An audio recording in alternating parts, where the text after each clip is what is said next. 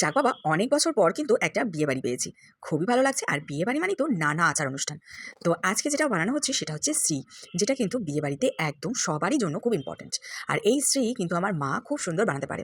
তো তাই জন্য অনেকের বিয়েতে গিয়ে এই শ্রী বানায়। আর এই বিয়েবাড়িটাও ঠিক সেই রকম। সবাই জানে যে মা শ্রী বানাতে পারে। তো সেই জন্যই মাকে আগে থেকে পাকড়াও করেছে যে রাত্রেবেলা আজকে মাকেই শ্রীটা বানাতে হবে।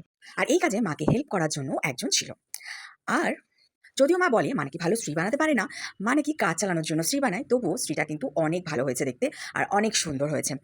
যখনই কারোর বিয়ে হয় অনেক সময় মা এই শ্রী বানায়, আর প্রত্যেকবারই কিন্তু এই শ্রী দারুণ লাগে দেখতে। যদিও অনেকে অনেকভাবে বানায়, কিন্তু অত পটু আমরা কেউই নই। তো তাই যেরকম পারলো মা সেরকমই বানালো। কেমন লাগলো ভিডিওটা অবশ্যই কিন্তু জানিও। আর তোমরা কীরকমভাবে বানাও সেটাও অবশ্যই জানিও কমেন্ট করে। তো চলো আজকের মতো এইটুকুই। আবার দেখা হবে অন্য কোনো ভিডিওতে। আর এই শ্রী কিন্তু সারাটা রাত এরকম তেলে রেখে দিতে হবে যাতে না শুকিয়ে যায়। তো এখানেও সেরকম তেল দিয়ে কিন্তু ভিজিয়ে রাখা হয়েছিল।